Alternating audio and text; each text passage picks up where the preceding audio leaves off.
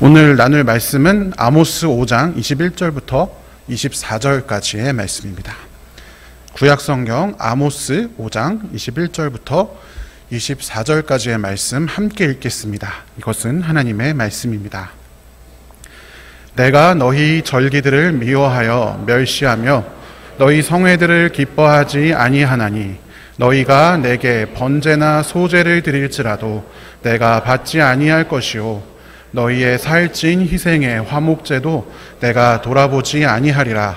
내 노랫소리를 내 앞에서 그칠지어다. 내 비파 소리도 내가 듣지 아니하리라.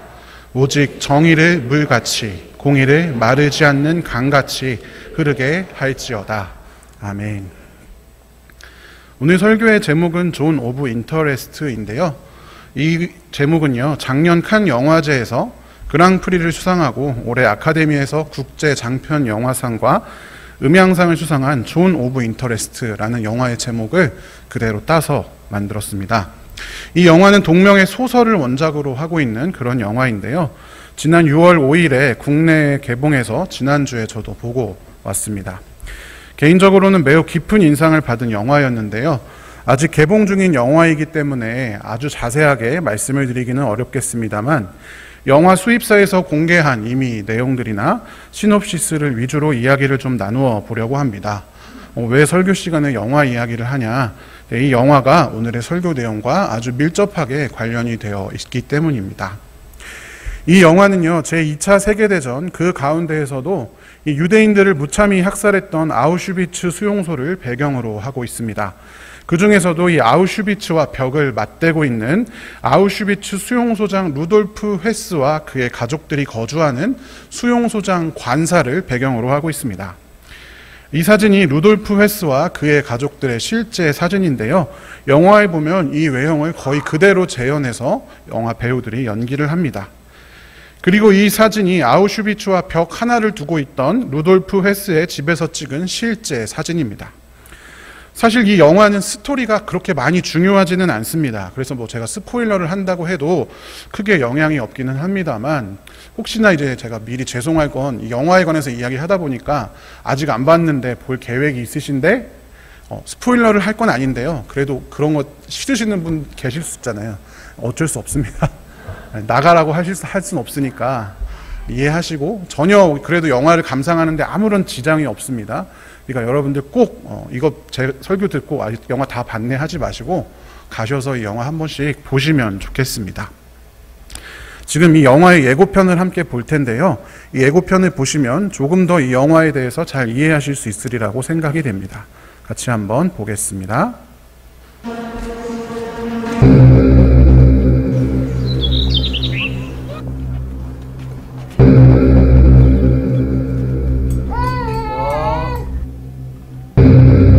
Blumen, das ist ja wunderschön. Hier gibt es auch Gemüse. Das ist ein Paradiesgarten.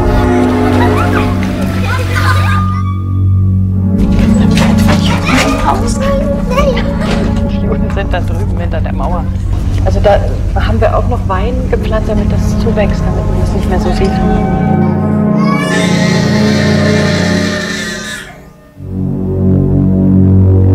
Wie lange dauert das? Das dauert 7 Stunden, 400 bis 500. Ja, 500. Also brennen, abkühlen, entladen, nachladen. Und Dauerbetrieb nicht.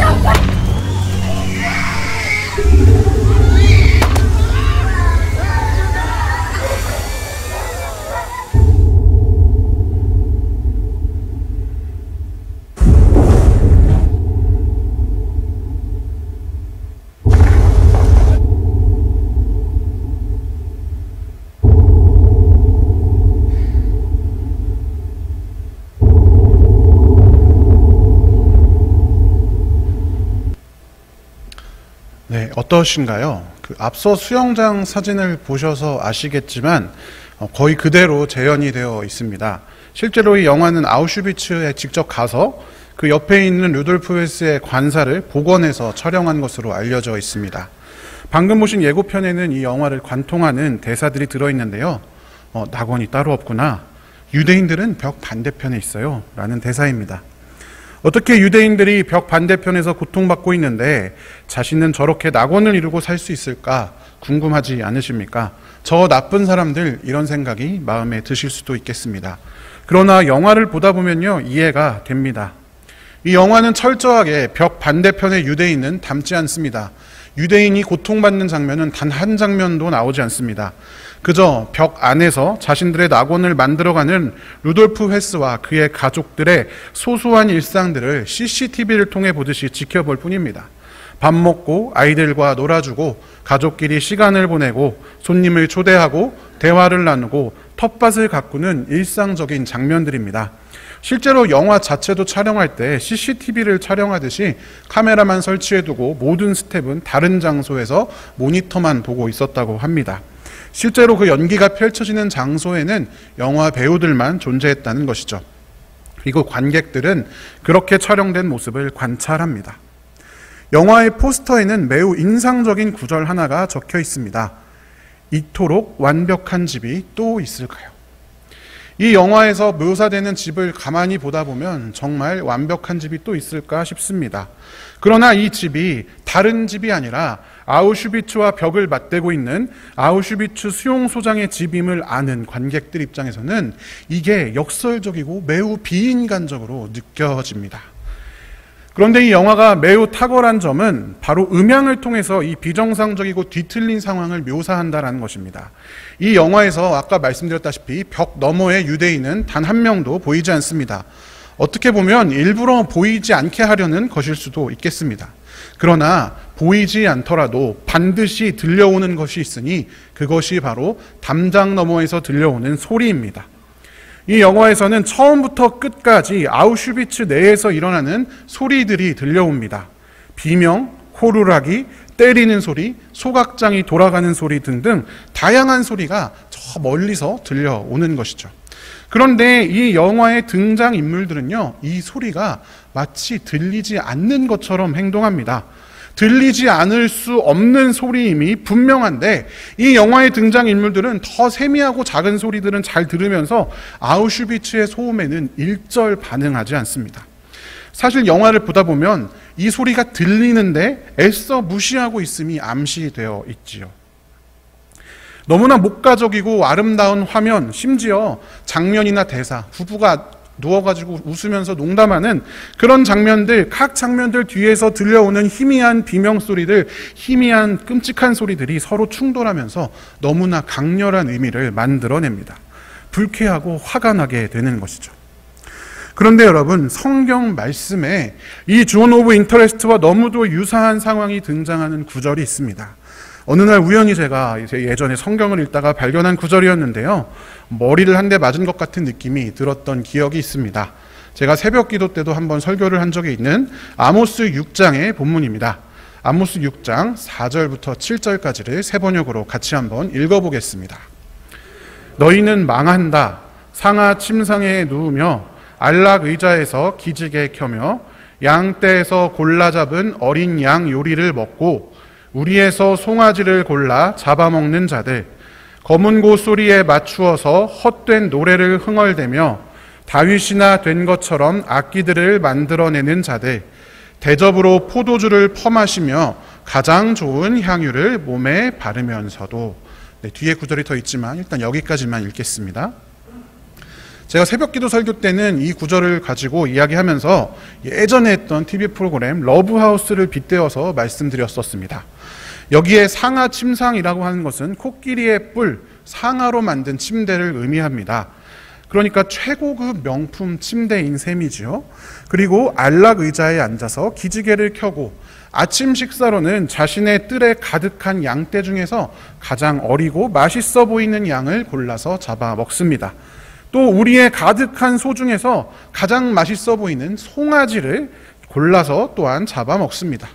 하루 종일 검은 고 소리에 맞추어서 노래를 흥얼대며 다윗 왕이 그랬던 것처럼 자신을 위한 악기들을 만들어냅니다.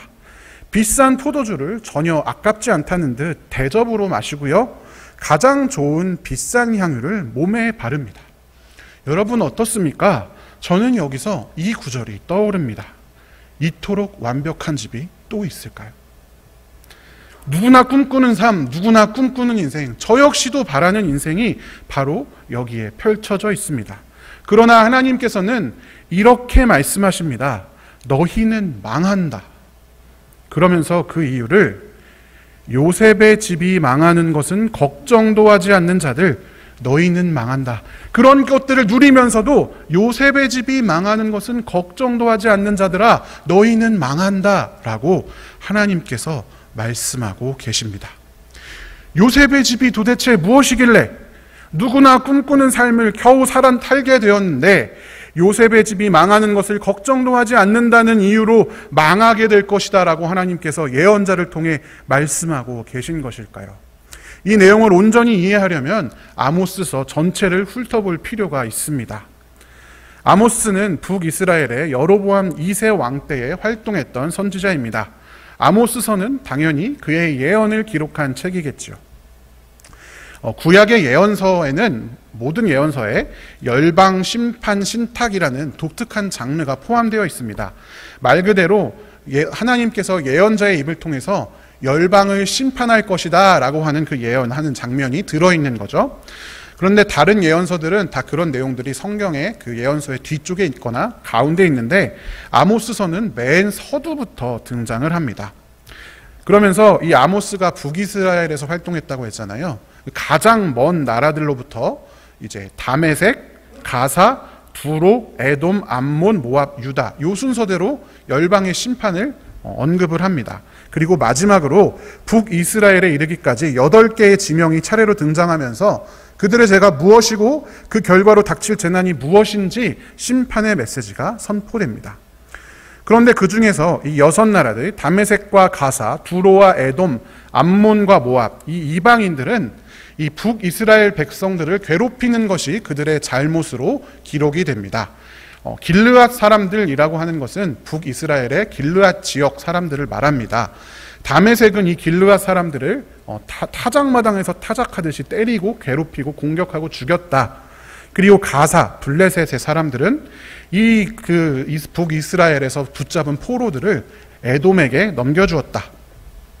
그리고 이 두로라는 지역에는 특별히 북이스라엘과 형제의 계약, 동맹을 맺었음에도 불구하고 배신하고 포로들을 마찬가지로 에돔에게 넘겨주는데 이 에돔은 그 포로들을 받았을 거 아니에요. 근데 이 에돔은 여러분 성경의 에서의 후손들입니다. 그러니까 에서랑 야곱이 원래 형제니까 사실은 형제 민족인 거나 다름없는데 이 이스라엘 백성들을 에돔 족속이 무자비하고 잔인하게 그 포로까지 다 끌고 와서 괴롭힙니다. 그리고 암몬 족속은 길르앗의 죄 없는 민간인, 특별히 성경에서 임산부를 칼로 죽여서 한 번에 2 생명을 죽였다 이렇게 기록이 되어 있습니다. 그리고 모압 족속은 이 이스라엘을 괴롭히던 에돔에 쳐들어가서 이스라엘 백성들을 괴롭히고 그뿐만 아니라 에돔 왕의 뼈를 태워서 가루를 만들어서 벽에다 칠해버립니다. 그래서 하얗게 만드는 도료로 사용하는 것이죠. 여러분 누가 보더라도 해서는 안 될 일이고 북이스라엘 백성들의 입장에서는 모두가 심판받아 마땅할 우리를 괴롭히는 나쁜 일입니다. 보편적인 정의의 원칙에서 어긋난 것이고 그래서 하나님께서 심판하셨습니다. 그리고 남유다 왕국의 죄는 어떻게 묘사가 되냐면 주의 율법을 저버렸다 이렇게 묘사하고 있습니다. 여러분 북이스라엘의 입장에서 아모스 예언자가 이 예언을 막 앞에서 외치고 있는데 여기까지 들으면 어떻겠습니까? 내 주변에서 나를 늘 괴롭히던 이방 민족들에게 하나하나 심판의 명령이 저 멀리서부터 제일 가까이 있는 애들까지 다 한 명씩 한 명씩 심판이 선포가 됩니다. 그리고 심지어 원래 이 장자권은 이스라엘에게 있는데 남유다가 마치 장자인 것처럼 그 남유다가 의스대고 있었는데 그 남유다마저 율법을 저버렸다는 이유로 심판의 예언을 받습니다. 이 아모스 선지자가 활동하던 당시는 북이스라엘의 최전성기거든요. 우리나라로 하면 광개토 대왕 같은 왕이 바로 여로보암 2세입니다. 그러니까 뭔가 나라도 잘 나가고 주변의 사람들 다 심판받는다 예언하니까 어떻겠습니까? 이제 우리의 시대인가 보다. 환호했을 북이스라엘 사람들에게 곧바로 그들을 고발하는 메시지가 선포됩니다. 아모스 2장 6절부터 8절까지의 북이스라엘의 죄가 기록되어져 있는데요. 이 죄를 보시면 앞에 열방 심판과는 조금 다른 것을 찾아볼 수가 있습니다.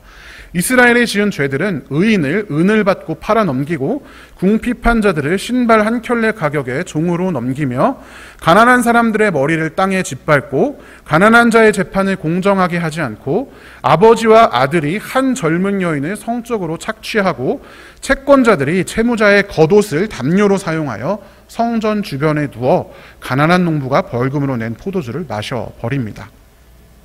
여러분, 겉옷이라고 하는 것은 가난한 사람은 겉옷이 딱 한 벌밖에 없습니다. 이스라엘에. 근데 이스라엘, 유다 다 그 광야가 있는 곳이잖아요. 그렇기 때문에 이 겉옷을 밤에는 이불로 사용합니다. 그런데 이 겉옷을 빼앗아 가버리면 생존이 위협받습니다. 밤에 추워서 죽을 수도 있는 거죠. 그 겉옷을 빼앗은 거는 뭐 그렇다 쳐도 그것을 가지고 어떻게 하냐면 교회 앞마당에서 펴놓고 돗자리로 깔아서 쓰고 있는 겁니다. 그리고 벌금으로 거둔 가난한 농부에게 빼앗은 포도주로 거기 누워가지고 마시고 있는 것이죠. 이런 일들이 그들이 예배하는 제단에서 예배를 드리는 곳에서 일어났습니다. 구약의 율법에는 매우 다양한 부분에서 약자를 보호할 것을 명령하고 있습니다. 신명기 10장 17절부터 18절까지를 살펴보면 하나님께서 사람을 차별하여 판단하지 않고 뇌물을 받으시는 분이 아니시며 고아와 과부와 나그네를 사랑하시는 분이시다라고 묘사하고 있습니다. 그런데 바로 이 약자들에 대한 압제가 공공연하게 이루어지고 그것이 용인되는 사회가 북이스라엘의 사회였습니다. 북이스라엘 사람들 향해서 하나님께서 심판을 선포하고 계셨던 것입니다. 자, 여기까지도 그래, 심판받을 만하지. 북이스라엘 백성들 나빴네. 그렇게 가난한 사람들 괴롭히고 이웃 못살게 굴면 되겠어? 하나님께서 벌 주실 만하네. 그러나 여러분, 우리가 앞서 읽었던 구절을 다시 한번 찾아볼까요? 너희는 망한다. 요셉의 집이 망하는 것은 걱정도 하지 않는 자들. 여러분, 여기서 말하는 요셉은요, 우리가 알고 있는 야곱의 아들의 이름이기도 하지만 동시에 구약의 창세기 이외의 다른 부분에서는요, 북이스라엘을 가리키는 말로 쓰입니다. 왜?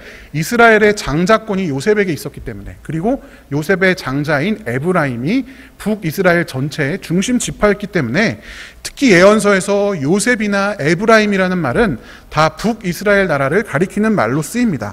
그러니까 요셉의 집이라고 하는 것은 북이스라엘 사람들을 말하는 것입니다.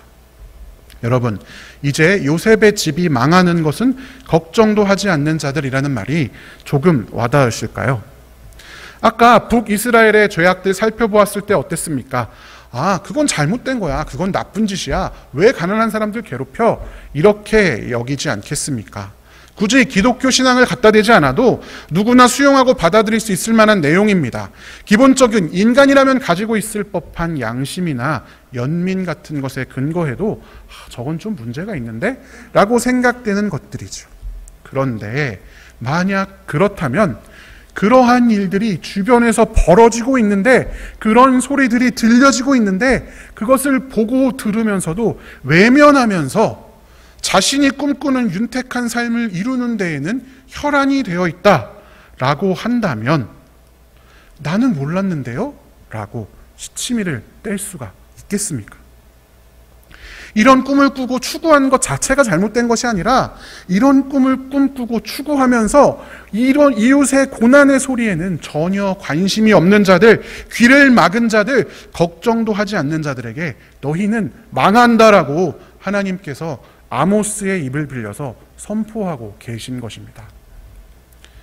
존 오브 인터레스트의 마틴 글레이저 감독이 이 영화의 메이킹 영상에서 이런 말을 했습니다. 같이 한번 보겠습니다.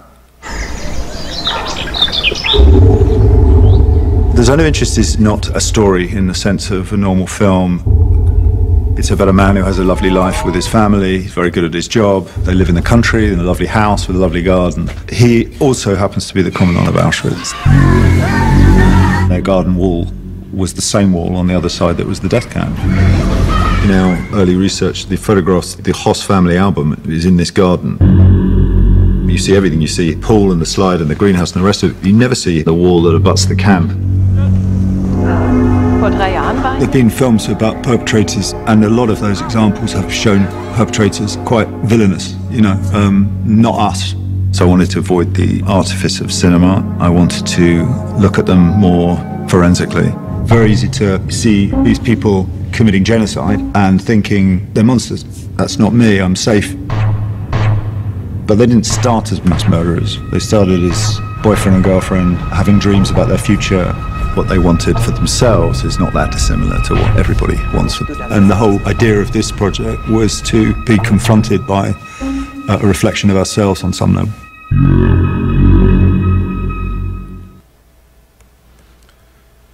루돌프 헤스가 그 가족들과 자신의 낙원을 지키기 위해서 행한 그 모든 외면이 얼마나 큰 비극을 불러왔는지 우리는 잘 알고 있습니다. 우리 주변에 이러한 일들이 벌어지고 있는 것을 알면서 나의 꿈을 이루기 위해서 애써 외면하는 것, 아무것도 하지 않는 것, 아니 그냥 이 영화에서처럼 보이지도 않고 들리지도 않는 것, 그것이 우리가 생각하는 것보다 얼마나 큰 죄인지 우리 스스로 알아야 합니다. 예수님께서도 이렇게 말씀하셨습니다. 마태복음 25장에서 양과 염소의 줄에 서는 사람들에 대해 묘사하면서 지극히 보잘것없는 사람 하나에게 하지 않은 것이 곧 내게 하지 않은 것이다. 이렇게 말씀하셨습니다. 우리가 하지 않았던, 돌아보지 않았던, 애써 외면했던, 아니 어쩌면 전혀 관심도 두지 않았던 그 자리에 예수님이 앉아 계셨습니다. 우리가 살펴보았던 영화의 제목 존 오브 인터레스트는 이 뒤에 나오는 이 독일어를 번역한 것입니다. 이것은 나치 독일이 아우슈비츠와 그 위치한 그 주변 지역을 가리키는 말로 쓰였습니다. 그런데 이때 인터레스트는 우리가 인터레스트 하면 쉽게 떠오르는 관심이나 흥미 이런 뜻이 아니라 이자나 금전적인 이익을 나타내는 뜻으로 쓰였습니다. 이 아우슈비츠 수용소를 통해서 나치는 금전적인 이득을 보고 있었고 그것으로 전쟁을 치르고 있었기 때문이죠. 그런데 또 한편으로는 그들의 흥미나 관심 역시도 거기에 있었으리라. 그래서 이런 이름을 지었으리라 생각을 해봅니다. 금전적인 이득이 있는 곳에 그들의 관심이 있었을 테니까요. 그런데 그곳에서 인류 역사상 가장 큰 비극이 일어났던 것입니다. 죄로 인해 깨어지고 왜곡된 세상에서 사람들이 자신에게만 몰두해 있으면 이런 일이 나타납니다. 그리고 저는요, 지금 우리의 이 교회가, 우리 그리스도인의 삶이, 우리가 믿는 신앙의 내용들이 진짜 하나님이 원하시는 삶이 아니라 우리의 인터레스트를 쫓아가는 것이 아닌지 심각하게 돌이켜보게 됩니다. 교회가 존 오브 인터레스트는 아닌지, 오히려 우리가 믿는 왜곡된 하나님 신앙이 우리의 물질을 향한 잠재적인 욕망을 하나님의 축복으로 포장하게 만들고 하나님이라는 신적 존재를 핑계로 해서 이웃의 신음소리를 외면하게 하며 내 욕망과 욕심에 하나님이라는 이름을 갖다 대어서 모든 것을 정당화하는 폭력을 일삼고 있는 것은 아닌지, 교회 내에서부터 돈으로 하나님의 축복을 계량하며 사람을 차별하고 있는 것은 아닌지, 그러면서 당당하게 예배에 나와 예수님의 이름으로 기도하고 예배하며 신앙생활하는 것은 아닌지를 심각하게 제 스스로부터 생각해 보게 됩니다. 이웃의 고통을 외면하며 내 욕구만을 쫓아 신앙생활을 하는 것은 아닌지 말입니다. 그런 우리에게 하나님께서 오늘 이렇게 말씀하십니다. 오늘 본문을 세 번역으로 같이 한번 읽어보겠습니다. 나는 너희가 벌이는 절기 행사들이 싫다, 역겹다. 너희가 성회로 모여도 도무지 기쁘지 않다. 너희가 나에게 번제물이나 곡식 제물을 바친다 해도 내가 그 제물을 받지 않겠다. 너희가 화목제로 바치는 살찐 짐승도 거들떠보지 않겠다. 시끄러운 너의 노랫소리를 나의 앞에서 집어치워라. 너의 검은고 소리도 나는 듣지 않겠다. 너희는 다만 공의가 물처럼 흐르게 하고 정의가 마르지 않는 강처럼 흐르게 하여라. 아멘. 나의 욕구를 쫓아 이웃의 소리를 외면하면서 예배에 나온 우리에게 너희가 드리는 예배가 듣기 싫다, 역겹다라고 말씀하십니다. 그러면서 너희는 다만 공의가 물처럼 흐르게 하고 정의가 마르지 않는 강처럼 흐르게 하여라 라고 요구하십니다. 그렇다면 우리는 어떻게 해야 할까요? 존 오브 인터레스트가 아니라 보시기에 좋은 땅, 존 오브 굿을 위해서 우리 그리스도인들은 무엇을 해야 할까요? 공의가 물처럼 흐르게, 정의가 마르지 않는 강같이 흐르게 하려면 당장 무엇을 해야 할까요? 사회 변혁을 위해 몸을 던져야 할까요? 혁명이라도 일으켜야 할까요? 아니면 가진 것은 다 죄이니 모두 다 버려야 할까요? 물론 궁극적으로는 사회가 바뀌고 세상이 바뀌어야 하겠지만 그에 앞서서 당장 우리에게 해야 할 일이 있습니다. 그것을 우리 주님께서 보여주셨는데요. 그것은 바로 공감입니다. 예수님은 깨져버린 세상으로부터 우리를 구원하십니다. 어떤 방법으로 구원하시냐? 능력의 왕으로 오셔서 세상을 다 쓸어버리는 왕이 아니라 가장 낮은 곳에 오셔서 고난을 받으시고 십자가에 달려 죽으시는 방법으로 우리를 구원하십니다. 인간에게 공감하는 방식입니다. 하나님이 인간이 되셔서 직접 그 인간의 삶을 살아가시고 하루하루 나날들을 보내시고 배고픔과 추위, 비난과 배신, 죄 없는 고통, 억울한 폭력 모두 당하고 마침내 십자가의 죽음까지 경험하심으로 인간의 삶을 깊이 경험하셨습니다. 그리고 십자가에 죽으시고 부활하신 뒤에 그를 따르는 제자들을 통하여 한 줌도 안 되는 그 작은 소수들이 로마라는 나라를 하나 물리치는 것이 아니라 세상의 근본 가치를 뒤집기 시작했습니다. 그리고 2000년이 지난 지금 교회로 모여 예배하는 우리들에게도 똑같은 방식으로 세상을 구원하라 말씀하십니다. 타인의 아픔에 공감하고 그들의 고통에 공감하고 그 자리에 함께 있는 방식으로 말입니다. 여러분 주변을 한번 둘러보십시오. 사실 이 설교는 저에게 하는 설교이기도 합니다. 우리는요, 그리스도인들은, 특히 저 같은 목사들은 자꾸만 판단하려고 합니다. 신앙과 성경의 권위를 빌려서 자신이 심판자가 되려 합니다. 세상의 모든 사람들을 판단하고 훈계합니다. 지금 여기서 설교하고 있는 저도 그런 잘못을 범하고 있는 것인지도 모르겠습니다. 그러나 여러분, 우리의 시작은 무엇이냐? 들려오는 이웃의 소리들, 신문과 뉴스 혹은 우리가 만나는 사람들을 통해 보여지는 고통의 소리들을 외면하지 않고 듣기 시작하는 것, 그것이 시작입니다. 구약 북이스라엘의 시대처럼 우리 사회 곳곳에는 지금도 사람들이 온전히 돈의 잣대로만 계산됩니다. 가치가 없다고 여겨지는 사람은 신발 한 켤레만큼의 취급도 받지 못합니다. 가난한 사람들을 구별하고 착취하고 그들에게 유형 무형의 불이익을 줍니다. 성적으로 착취되는 사람 여전히 있고 정의와 어긋나는 방법으로 재판을 받는 사람들이 있습니다.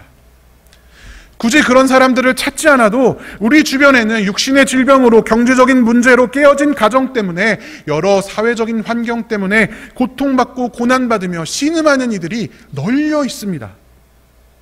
우리가 자연을 보호하는 활동을 교회에서 하는 것도 교회 이름 높이고 전도하고 뭔가 좋은 사람처럼 포장해서 이웃에게 보이기 위해서가 아니라 고통받고 신음하는 피조 세계의 신음소리를 외면할 수 없기 때문입니다.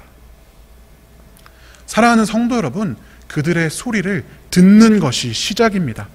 가시나무라는 노래 가사처럼 내 속에 내가 너무도 많아서 이웃의 모습을 하고 있는 예수님 당신이 쉴 곳은 하나도 없는 것은 아닌지요.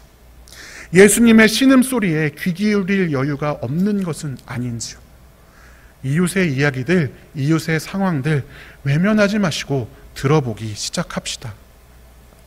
앞서 살펴본 영화에서 밖의 소리를 전혀 듣지 못하는 것처럼 보이는 루돌프 헤스 가족들 중에 둘째 아들 어린아이가 어느 소리를 듣고 뭔가 작게 혼잣말을 하는 장면이 있습니다. 그 영화에서 그게 다입니다. 그런데 이 루돌프 헤스의 차남, 그 사람의 아들인 라이너 헤스라는 사람은요, 역사학자가 되어서 반나치 활동을 하면서 아우슈비츠에 찾아가 피해자들에게 사죄합니다. 들리기 시작한 그곳, 시간이 지나니 그곳에서부터 치유가 시작되는 것입니다.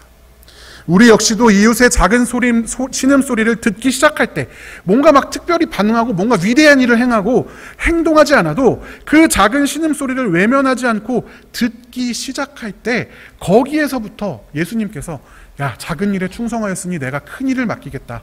너가 뭔가를 좀 해보렴. 그런 예수님의 음성이 들려올 것입니다. 거기에서부터 우리가 해야 할 또 다른 일들, 우리 인생의 새로운 목적, 또 다른 부르심들을 발견할 수 있을 줄로 믿습니다. 이웃의 소리를 외면하지 마십시오. 그 소리는 바로 예수님의 소리입니다. 함께 기도하겠습니다. 사랑의 하나님, 감사합니다. 우리에게 찾아오셔서 우리의 고통의 순간에 함께하여 주시니 감사합니다. 우리가 받은 은혜가 이렇게 큰데 어떻게 우리가 이웃의 소리를 외면할 수 있겠습니까? 우리 교회가, 우리 그리스도인들이 우리 이웃의, 우리 주변의 피조 세계에 작은 신음소리를 외면하는 죄를 범하지 않도록 인도하여 주시옵소서. 그리고 그들에게 하나님의 샬롬이 이루어질 수 있도록 우리를 복음의 증인으로 사용하여 주시옵소서. 감사드리며 예수님의 이름으로 기도드립니다. 아멘.